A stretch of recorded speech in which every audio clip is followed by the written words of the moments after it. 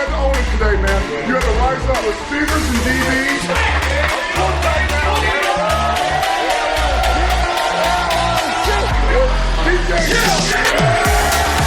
Okay, now, we're 1-0. We're in a 6-game season to this point. We're 1-0. I'm going to leave it at that. Family on 3. 1, 2, 3. Hello, everyone, and welcome to the podcast. It is the Main Event 365 podcast, football podcast made by musicians, NFL football, specifically Detroit Lions football. I am your host, Main Event Mike, along with our producer, Russ Wayne. We are here to talk about this incredible Lions victory on Sunday, 40-14 against the Jacksonville Jaguars. What do you think of them apples, Mr. Wayne? Yes, we want to thank the Academy. You hear all that applause? Yes, they deserve it. They deserve it. What a great victory, a complete victory. I think it surprised a lot of people, man. Yeah. I think it surprised a lot of people. Yeah, we hung 40 on Jacksonville, a 26-point victory. I mean, that's a bigger beatdown than Michigan put on Ohio State. That was only a 22-point victory. This was a 26-point victory. How's that make you feel? Oh my gosh, it's nice. Isn't it nice to not suffer from PTSOL every single game? We weren't. Were you worried at any point in time? Like, oh my gosh, no. No, we were up on them big. And I'm going to tell you, in the Lions den, after a while, after a couple more field goals, a couple more touchdowns, we're kind of singing the song, forward down the field. It's like getting old hat now, man. Like, this is getting boring. Will somebody send Jack Fox onto the field, because this is getting out of hand. We just paid him all that money, all right, Mike? I don't even know why they could pay him all that money. We don't even use the guy. Right. Same old Lions. Yep, 40-14. Detroit Lions beat the Jacksonville Jaguars. They score on every offensive possession. Punter never takes the field. They were able to keep Travis Etienne, the young running back for Jacksonville, in check. They were also able to keep Trevor Lawrence in check. Trevor Lawrence, 17 of 31 for only 179 yards and a touchdown. Travis Etienne only had 54 yards. And what that really jumps out, that the defense stepped up. And they did put up 14 points, but they only allowed one touchdown, Detroit Lions defense. They gave up 2 field goals and a 2-point conversion for Jacksonville to even get to 14. Just like you said, Russ, a complete team effort, both sides of the ball, complementary football, 2 halves of football, things we've been talking about all week. Dan Campbell called it the best performance of the year by his teams, what he told him in his post-game speech, which was wonderful. DJ Chark, of course, his revenge game against his old team, gets the game ball. DJ Chark with 98 yards receiving on 5 catches. So definitely a great win for the Lions. They've now won 4 out of 5, and they're looking forward to the Vikings coming in next week. What's your initial reactions from this win, though? We want to bask in it, right? What do you got? Well, I mean, the thing is like, I do want to bask in it, but this win was so phenomenal to me that I realized that there is a possibility that we're going to go and win every single game, and they have to, because I didn't put a topic in of this, but I want to preface this, that when you do the research, if you're looking at Washington versus New York last week, and that tie, that screwed our team over. Those were the 2 teams that we actually held tiebreakers over, and that tie completely nullified that. So that means that the Lions are in the playoffs. The playoffs? Right now, because if they lose another game, they're done, because they need 10 wins to have a chance, and 10 wins isn't even going to guarantee that win. So these guys are playing with a certain intensity. They believe in each other. They believe one game at a time mentality that they can win against any team right now. Well, I'm glad that we're talking about the Lions making the playoffs, because here's one for you. It is within reason the Minnesota Vikings could lose every game. If it's possible for the Lions to win every game, it's certainly possible that the Vikings could lose every game. If both of those things happen, then if the Lions beat the Vikings this Sunday, it would come down to conference record for a tiebreaker. The Lions could actually win this division. Okay, But we can win it until we can't. Foregone conclusion that the Vikings are going to win the division. They're expecting it to. If they win on Sunday, that clinches the division for them, right? So we're going to play spoiler and beat them and not let them win the division in our house and hope the rest of the teams can take care of business. There's an outside chance the Lions could actually win the division. Yeah, I mean, so the Vikings are looking at obviously us, the Colts. Then they play the Packers, the Giants, and the Bears. I mean, I mean, obviously, any given Sunday, right? But any given Sunday. But I think that we might be the only game that they lose. Okay. If James Housten does that phenomenal pass rush move that he did against Trevor Lawrence, and he goes in and he snaps Kirk Cousins' leg, God forbid. If Kirk Cousins gets knocked out of the game in the first quarter, then could you see the Vikings losing every game? Well, yeah, I mean, but barring injury, I mean, I don't want to predict anybody having an injury, but of course, I mean, but obviously, if you lose key players, and they have lost key players on defense, I mean, my point is, isn't that just as likely as the Lions winning every game? No, I think the Lions have a winnable schedule for the rest of the season. I mean, this is actually opposite of what we're used to seeing, is all these tough games going in at the end, but we're facing I mean, this is a tough game, but I think this is a litmus test right here, because this is a 10-2 team. I don't care if they're a 10-2 team. These are games that you have to win if you want to be considered a contender, and they are playing with house money right now when it comes with this, but Dan Campbell needs to prove that he can go into the division and he can win a game like this with everything on the line. Well, they certainly took care of business Sunday against the Jaguars. Yes, right? Absolutely. I'm sorry, I didn't mean to change the subject. No, I'm just fired up, man. I know I'm you fired up about this Goffense. And I'm going to tell all our listeners right now that it was Friday morning after Thanksgiving, and I called Russ we were going to lament, how close we were to beating Buffalo, and doggone it, we got to feel good for the team because they hung with a Super Bowl contender. And I was ready to bring Russ down to earth and say, baloney, we lost the game, L's an L. And Russ came out and said something profound. The very first words out of his mouth, we're going to win the rest of our games.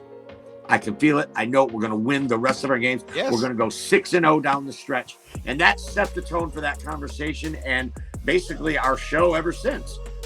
You did predict the Lions would win the last 6, and they got off to a great start by beating the Jags as the first leg of that 6-game gauntlet. So Jared Goff goes 31 for 41, your boy, 340 yards, 2 touchdowns.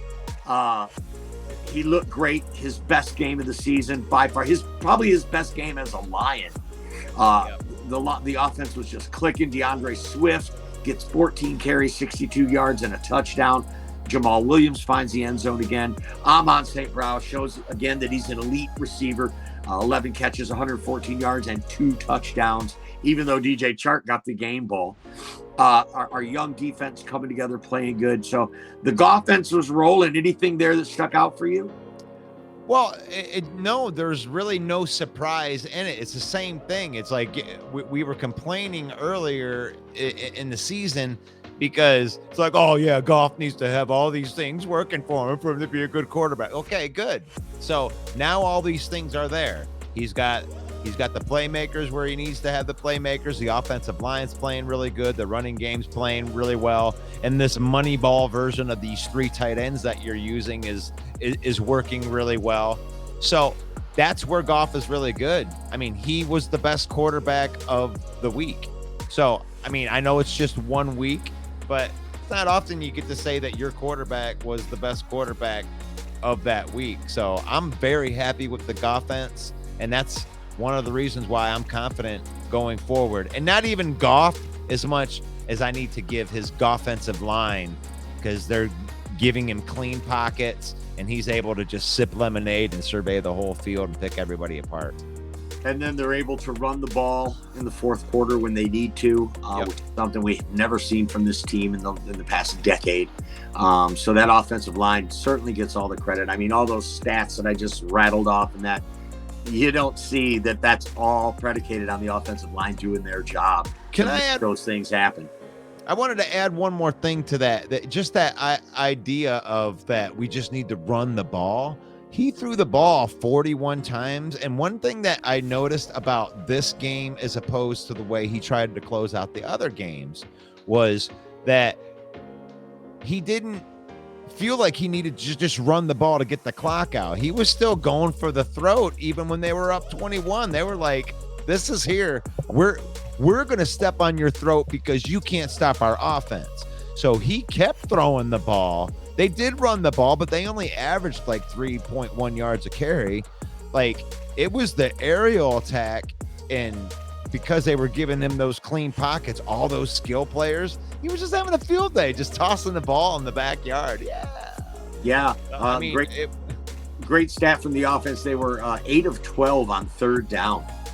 When you got that kind of third down conversion rate, your offense is rolling. So definitely good. Definitely great play from the offense. Everyone on the offense played great. I can't say enough about it. So yeah. So can I set this next one up before we go? I dare you.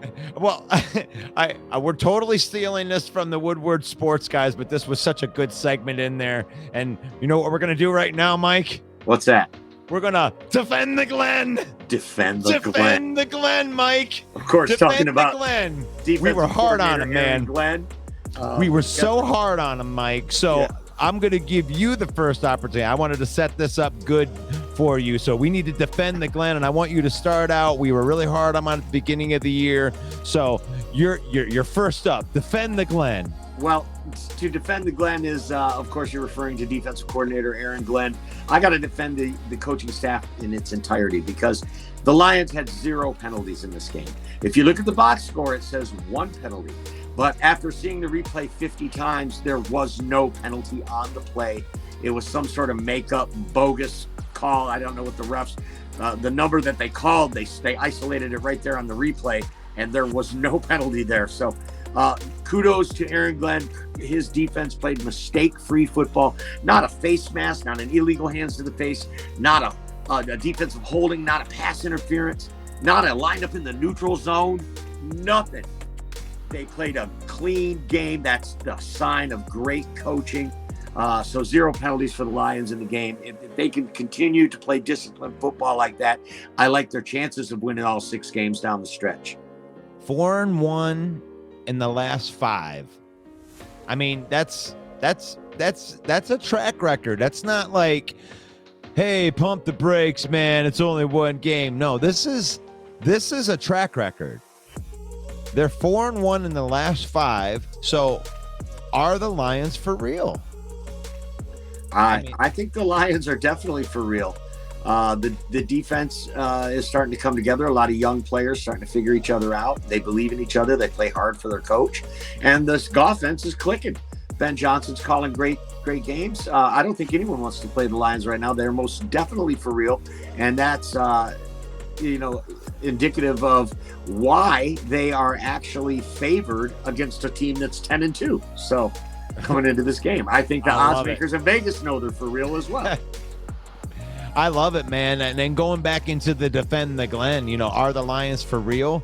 Because I saw a stat, because I was wondering this. We were talking on the phone last week, and I was like, man, I wonder what their stats are for the last 5 games.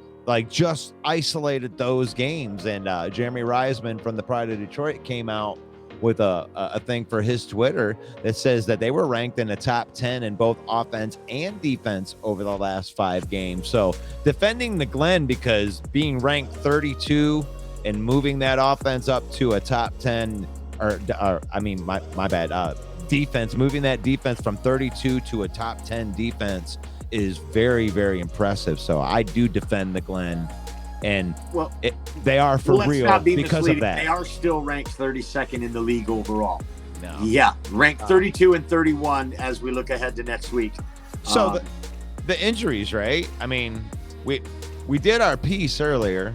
They're the reason, but not the excuse, right? We weren't going to allow them to make excuses because 1-6 is 1-6, right? You can't get around that, right? But if you look at like the Dallas game, week 7 coming off the bye, that's when we when we visited this topic, I believe. Injuries are the reason, not an excuse. I mean, we were banged up so bad. We didn't have DeAndre Swift. We didn't have Amon-Ra St. Brown. We were banged up on the offensive line. We were banged up in the defensive secondary. I mean, it was so bad that when we're losing, like we're beating Dallas at halftime 6-3, end up losing the game 24-6. We just had no horses down the stretch. Everybody was hurt. And we don't want to use injury as an excuse because every team has injuries. But the fact is, now that we're getting all these people back and we're winning those games and we are performing down the stretch because we do have those horses available to us. So I think it validates what we had said earlier in week 7. But you know what I love by using the reason, not the excuse line is because now when you're coming on the other side of this topic, right? You don't say, well, yeah, you're just using, injuries as an excuse for all your winning. You don't use it in that logic, but you can say that getting these players back that make a difference on your defense is a reason that you're winning games now. So we don't make excuses. We're not going to allow that because you have a 53-man roster for a reason. You have to have depth. But it is nice to know that they're getting healthy at the times that they need to get healthy. So we're getting into the meat and potatoes of this show already, Little man. segment we like to call the chorus.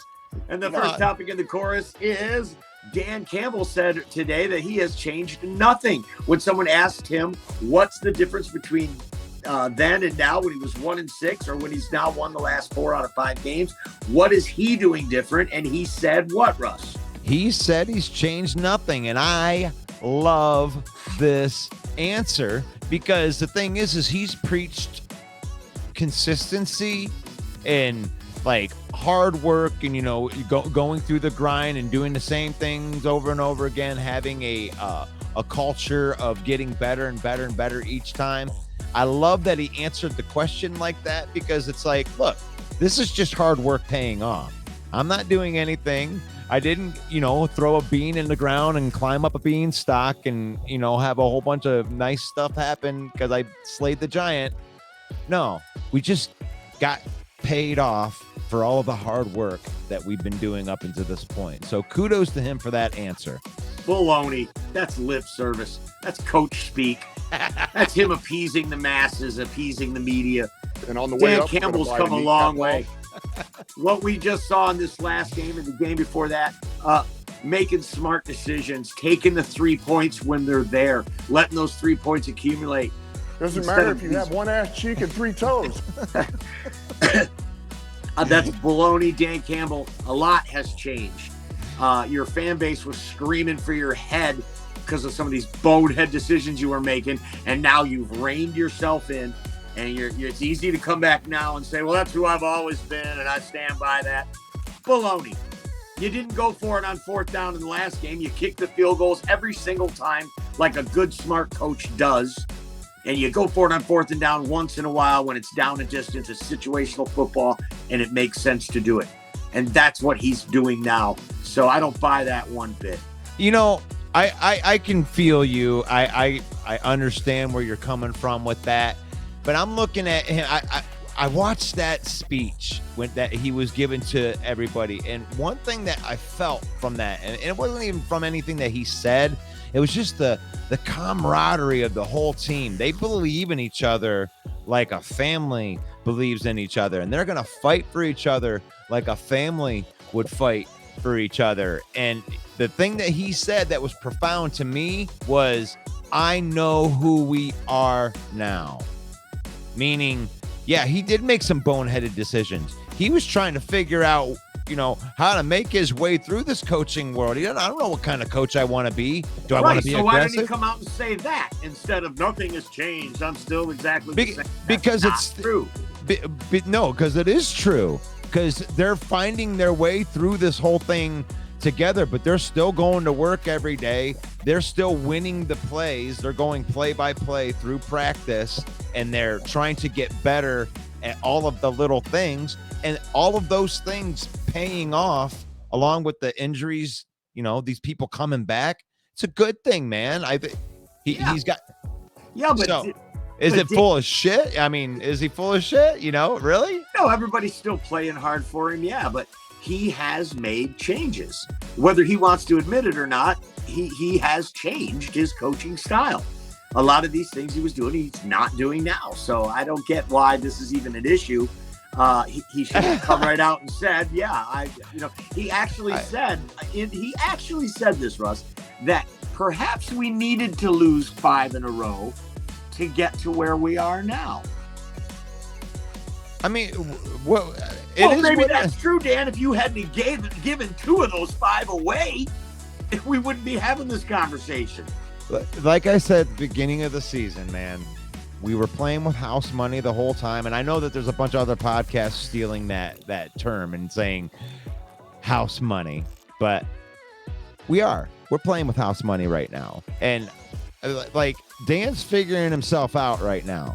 And yeah, things changed from his coaching perspective. He became a better coach, and he owned the fact that he lost the game for us with the last Minnesota game. He did. He owned that, and I respect him for that. So when he said that nothing's changed, I think from a player standpoint, like this player isn't just all of a sudden playing. I'm not all of a sudden calling these different plays or anything. He's not going for it as much on 4th down. He's doing different things in crucial moments, but all in all, for the regular course of the game, there's really not that much different. They're attacking differently, but they're trying different things. They're trying to figure out who they are as a football team. How do we close out games? What does that even look like? We don't know. We hadn't been winning, but now I think that he believes this is the recipe. We pour it on them. When we get out in front, we ain't choking the clock. We throwing dimes. We putting it out of reach. Our style isn't to lean on them and drag them out there. Our style is to put it out of reach, and then you're running the ball. Then you're kneeling on it. So before we get out of the chorus, Russ, I wanted to talk about Jameson Williams and James Housten, a couple of rookies in this last game against Jacksonville. Tell me what you were seeing with those guys. With Jameson Williams? Jameson Williams and James Housten. Oh, gosh, 2 my favorite picks from the draft. James Housten was my actual favorite pick from the draft. Jameson Williams didn't play that much, but one thing that I noticed right off the bat is you have to respect his speed. Instantly, he moves the coverage. He makes them respect it from the safety, so you can't just cheat that safety up into the box, which made very, very wide open looks for your Amon-Ra St. Brown and then your tight end. So I noticed the impact on the short, just on the few plays that he was out there. Yeah, his first play as a Detroit Lion was a running play on 3rd down, which I thought was a little strange. They put him out there. He was the single receiver at the top of the screen. And it was just a 3rd down and 2 run. And he took off from the line of scrimmage, and 2 defenders went with him. Yep. And they just handed it to Jamal, and he got the 1st down. Yeah. And I thought to myself, that made me smile. Like, he didn't do anything, just being there, but he took 2 defenders with him in his first play as a Lion. So I thought that was wonderful. Now, James Housten, this guy. Did you see the sack on Trevor Lawrence? What a thing of beauty. Man, he's got something, man. I've watched that play over and over, and that is the sickest move I've ever seen. It's the Mario jump. He's like in Mario, I can't even describe it, man. Yeah. He just jumped up in the air, got so low and got around the tackle and took Trevor Lawrence down and sprained his toe. We found out today. Looked like he ripped his knee apart, but wow. We find out today it's just a sprained toe. But what a play by James Housten. This kid's got 3 career tackles and 3 career sacks. And he's a 6th round draft pick from Jackson State. It's amazing. Isn't that amazing? You know what I love about James Housten is now, if you look at the Brad Holmes draft, the number 1 rookie in sacks is Aiden Hutchinson. The number 2 rookie in sacks is James Housten. He drafted 2 of the top rookies for sacks. That's one thing. And he reminds me of Dwight Freeney, not the same move, but just the undersized kind of guy. And he's the same size as Dwight Freeney, so I get it. And I love that. And they were saying that, you know, they were criticizing Trevor Lawrence for not taking a knee at the end of that half. So James Housten said he'd go ahead and take it for him. Nice.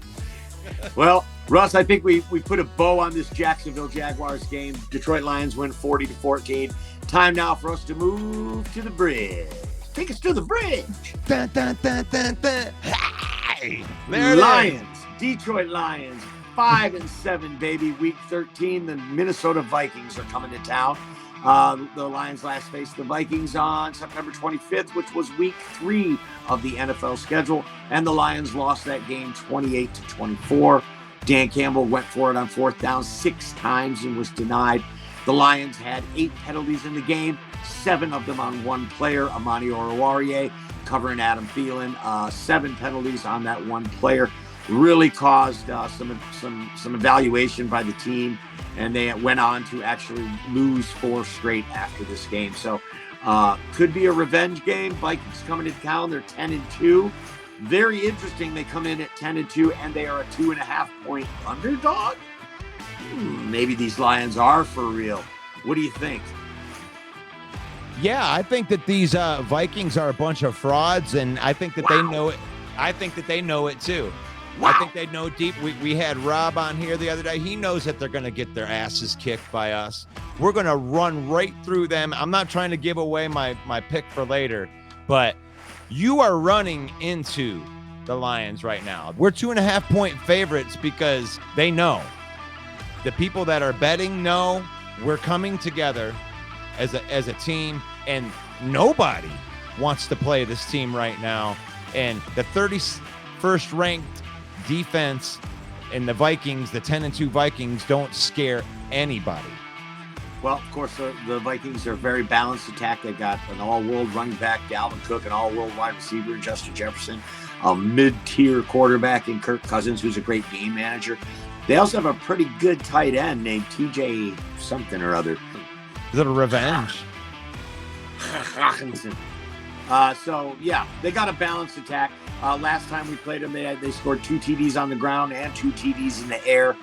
Shows you what's a balanced attack. But like you said, Russ, they got the 31st worst defense in the league. And, Jamal Williams had 87 yards on him. We moved the ball up and down in between the red zones all day long. We outgained them in yards, had more plays, beat them in time of possession. Dan Campbell with some questionable coaching moves, going for it on 4th down 6 times and being denied, and we still only lost the game by 4 points. So quite a different team that the Vikings are going to be seeing at Ford Field this Sunday. Is this a revenge game for the Lions, or is this a revenge game for Housten? Wow. I mean, if we're going to give an average tight end that much credit, yeah, I think he might get a couple catches. He might even catch a touchdown pass. Go Hockenson. But it's a revenge game for us. We lost the captain of our defense in that game. Tracy Walker went down with a season-ending injury during that game. And to think that there's an upgrade at that position in Kirby Joseph right now that they're going to face, and, guys like James Housten that they have not seen yet. This Lions team is much different. It's hungrier. It's young. They're gelling. So you think it's a revenge game? For sure. Yeah. Yeah, because that left a sour taste in everyone's mouth. Pretty much that the best team did not win that day. And now the Vikings have been finding a way to win these close games, where last year they lost these close games. Yep. Now they come in at 10-2 with 5 games left and an easy path to win the division, which is, of course, the easiest route to the playoffs. So the Vikings will be looking to clinch the division at Ford Field on Sunday, and the Lions looking to get revenge on week 3 and delay that celebration. So definitely going to be something to look at. So I'll give them a little bit of, I'm going to give them a credit because it is very, very hard to win in the NFL, and it doesn't really matter how you get the victories, and they know how to win close games. And that's actually my fear of losing the game, because if we get into a close game, I don't know if our coach has what it takes to win the close game. So I think that we do just have to kick their ass if we're going to win this game. So, and we saw that in the Buffalo game with managing the clock and, making decisions at the end that cost you. And you left too much time on the clock for Josh Allen to come down and beat you. The same thing can happen with Kirk Cousins because he has the weapons to get that done. And I just wanted the audience to know that there is a caveat to my confidence here. Right, which is that you're a homer. I am a homer, but we have to kick their ass because I don't think that we win a close game. We have to go 10-7 just to get the playoffs. Yes, we need it more. Wins already. We got to win them down the stretch, right? So here we are, man. We're already getting into intriguing matchups, and this is an interesting game, man. They're all over the place. I'm kind of curious to know what you think before me on what do you think the most intriguing matchup is going to be. I think it's going to be Jeff Okudah against Justin Jefferson. In the first game, Jeff Okudah held him to only 3 catches and 14 yards. I think Justin Jefferson's going to look to bounce back. It could be a revenge game for Justin Jefferson in that respect. And Okudah's played well. He looked good in the last game. It looks like he's completely cleared any issues he had from that concussion that he had, where he missed a game or two. But definitely that's going to be the most intriguing for me because you can't stop all these weapons. Somebody's going to get theirs, right? But this time we don't have Amani lined up on Adam Thielen. And our defensive secondary is playing a lot better after the release of Aubrey Pleasant. Something's changed back there. To me, that's going to be the most intriguing matchup. Can Okudah continue his dominance on Justin Jefferson? Oh, yeah. I love that. I love that as a matchup. I'm going to come up to I'm a lineman guy. And in the first game, Darisaw really had his way with Aiden Hutchinson. I don't even think that he got a pressure in that game. It just showed up with a goose egg in the stat column there. So I think that Aiden Hutchinson kind of has his own little revenge game thing going. And I don't know if Darisaw is going to play. He's listed as questionable. But either way, whether it's Darisaw or whoever replaces Darisaw, I'm interested to see if Hutchinson is going to be able to get in and not have a 0 in the stat column. Yeah, obviously, if we can get some pressure on Kirk Cousins, that's really going to help. Also, TJ Hawkinson might just have a big game against the Lions because the Lions are the worst team in the NFL when it comes to giving up points and yards to the tight end. Every game, it seems like the tight end is a fantasy steal if your tight ends play in the Lions. So definitely something. And one thing that worries me is Hawkinson being over there as a spy. He knows our personnel. Yeah. He knows the alignments. He knows what the play is going to be and how much is that going to affect what we're able to do on offense. That's such an interesting question, and I want you to put that question up in a little box and put it up on the shelf. And then when we have our next NFL player that we interview on this show, I want you to ask that question because I'm wondering how much of an advantage really is that? Like, from a player's perspective, I would love to know the answer to that question. We should have asked Mark Schmidt, shouldn't we, when we had him on? Yeah, next time that we're on, we should ask him that question. I would like to ask a former player that. Do you think that plays into it? Does the other team make adjustments for that? I mean, does Dan Campbell and the staff say, well, look, we know Hawkinson knows about this play, so let's make it look like we're doing this? Interesting. I would be interested to know that as well. I wonder. I'm super excited to see how this plays out. This is a huge game for the Lions. Yeah. I think it's a bigger game for the Lions than it is for the Vikings. What do you think? Oh, 100%. It is, and we want it more. It would be so deflating to lose this game, just knowing that the Vikings would clinch the division off of us, and that they would just kind of like cruise into the playoffs. Our season would pretty much be over. Like, the fact that they could just nonchalantly do that when it meant so much to us would deflate me as a fan. I'm just gonna be real with you that it will deflate me a lot if we lose this game, but I don't think that we will, because we do need it. These are playoff games to us. They're already in the playoffs. Last year when these two teams met in Ford Field, the Lions were able to get their first victory of the season. Yep. And it was quite demoralizing for some of these Minnesota players. In fact, their entire season went down the tubes after that game. I think they lost 5 out of the last 7 games after that, something like that. So, and it cost their coach his job. So they were really demoralized to be the first team to lose to the Lions last year. And I think that they're going to be feeling something like that. Let's go in and win the division. I think it's going to be a great game, hard-fought game. What do you think are going to be some keys to victory for the Lions to win this year?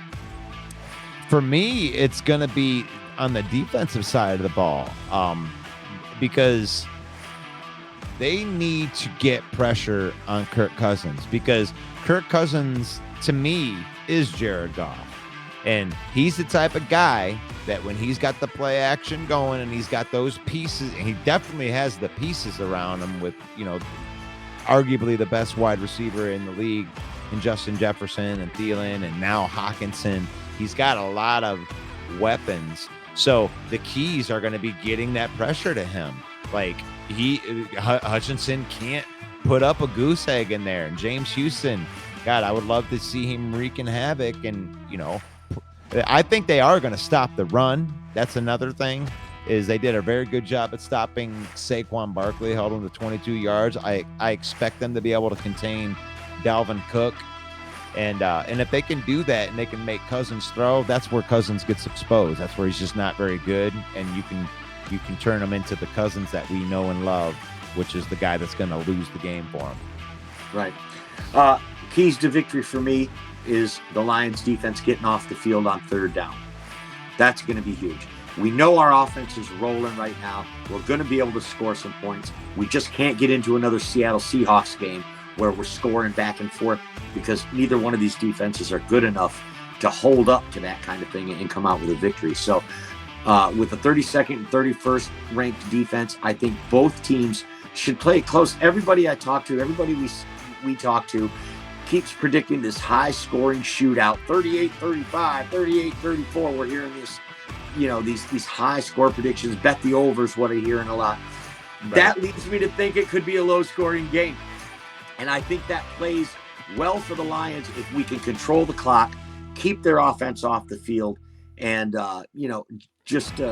our defense has got to be able to get some stops on third down to make that happen. Let's keep the scoring down. That means our defense is doing its job, because we know our offense can score.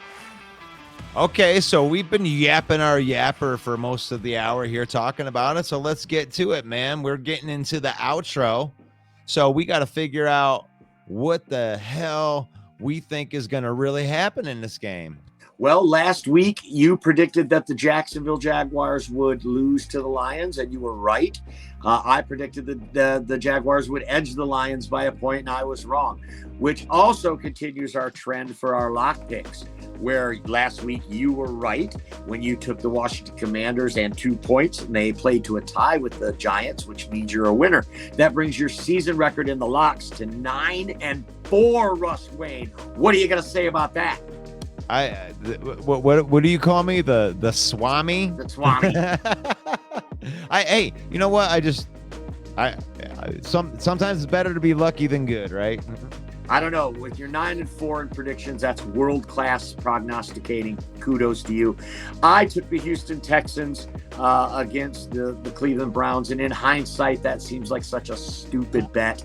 I was betting on the Houston fans to show up at the stadium, which they did not, and hold Deshaun Watson's feet to the fire, which they did not. And the Cleveland Browns scored 3 non-offensive touchdowns for the first time in 34 years.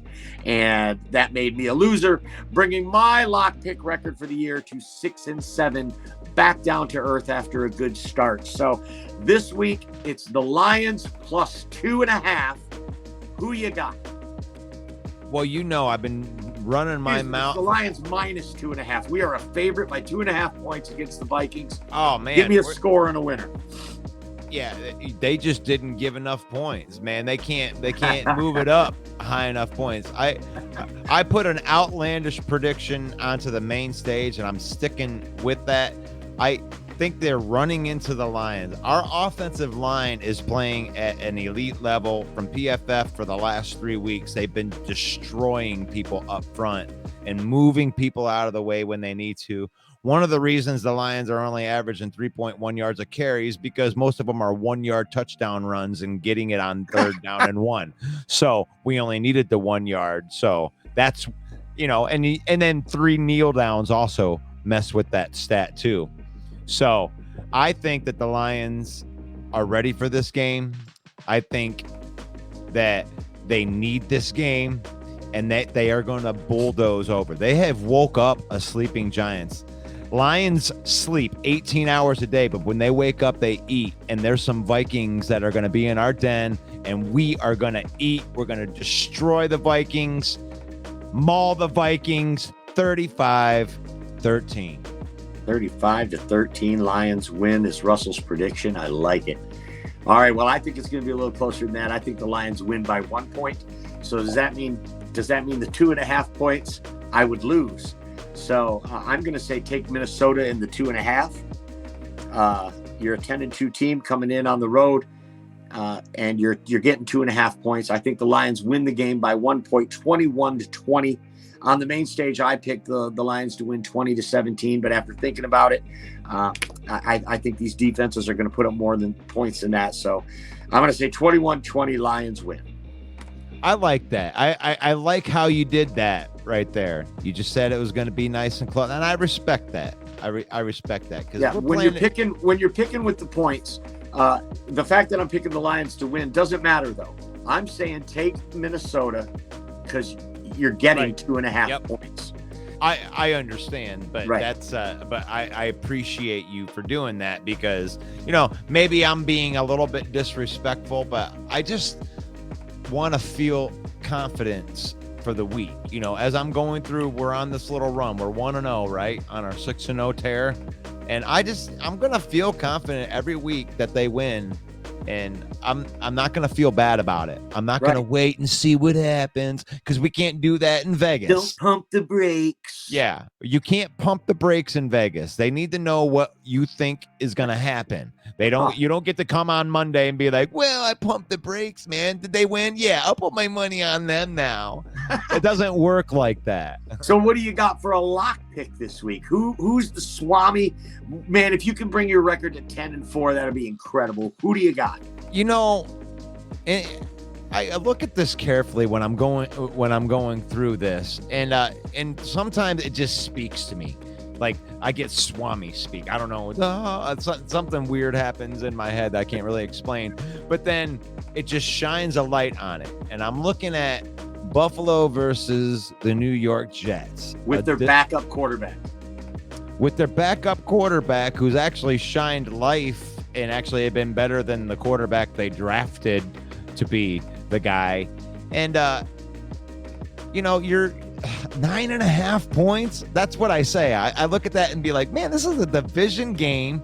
Yep. 9.5 points. Give me the 9.5 points. Give me the Jets. It's going to be closer than that. It's a great point. It's a divisional game. They're always close. Buffalo received the news today that Von Miller's season is over. So they've been banged up a lot. The Lions brought them to the brink. They got beat by Minnesota. Why not take the Jets in 9.5? So I like the bet, the Jets plus 9.5 for the Swan. All right. I'm taking touchdown Tommy. TD12, buddy.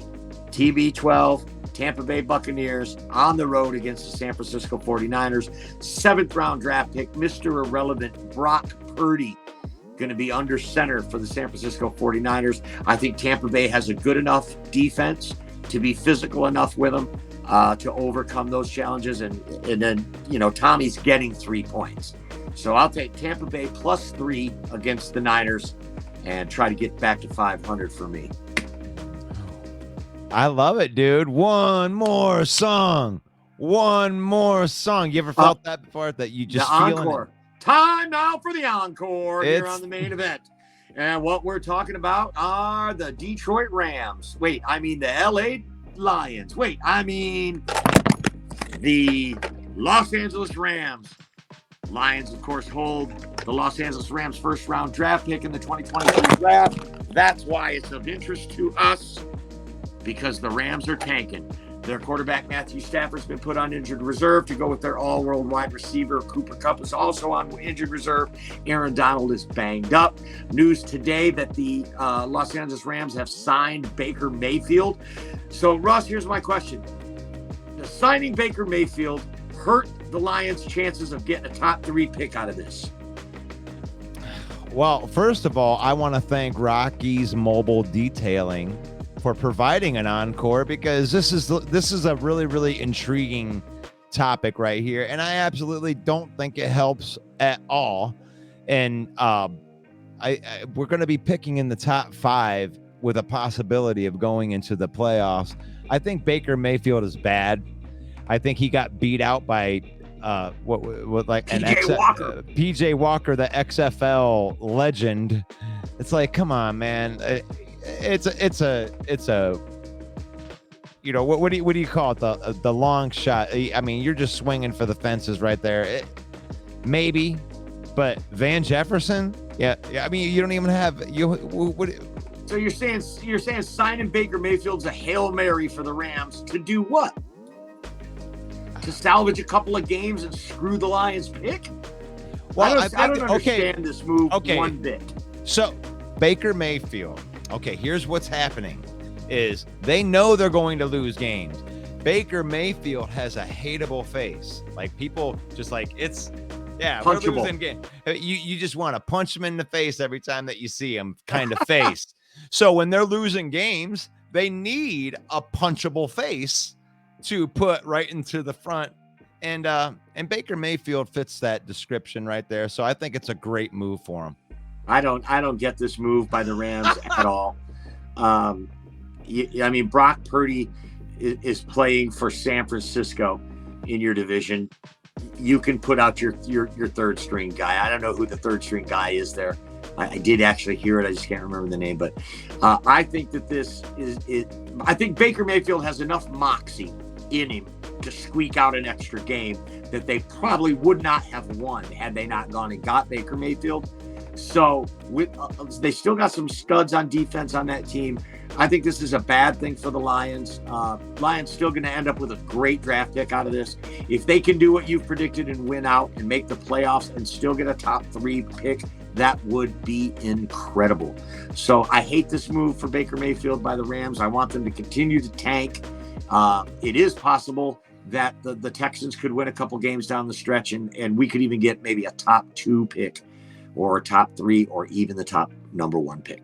Yeah, and really, I'm just going to double down on that. I don't think that moves the needle whatsoever, because you don't waive a guy and just give up, $15 million if he had any value whatsoever. I mean, you're telling me you couldn't have moved him in the middle of the season for a 7th round draft pick?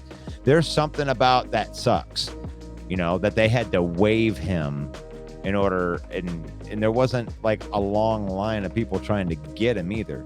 So no, the Rams will actually inherit only $1.35 million of the contract. Yeah, so so they were willing to just eat all of that. They wanted him off of the team, and they're gonna go run with PJ Walker. So and how about this? The Rams were the only team to put in a waiver claim for him. Yeah, so Baker Mayfield, there's just something about that attitude. It can't look good for him to have Odell Beckham go to the Rams and then all of a sudden turn into a stud and help them win a Super Bowl. So it's like, it's really looking like you, dude. And then you go to Carolina and then you get beat out by a XFL dude. It's like, it looks like it's you, dude. Yeah, this could be the beginning of the end for Baker Mayfield when you consider that some of these quarterback needy teams didn't even let me. Atlanta, Seattle, none of these teams even wanted to put in a waiver claim for him for $1.3 million.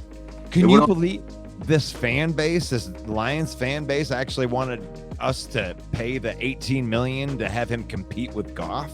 Like I'm just glad that some of the people that are out there in the fan, and God bless you guys. I love you guys, but sometimes you guys come up with the most outlandish crap that it's like, wow, where do you come up with that? Like Baker. Well, we shall see. April 24th is draft day, and we'll see where that pick lands with the Rams. But either way, I trust Brad Holmes to do well with it wherever it is. So we want to thank again our sponsor for this encore presentation. It's Rocky's Mobile Detailing, 810-447-7719. We come to you. Come and get your car detailed by Rocky. And I can tell you, Rocky did my truck 2 weeks ago.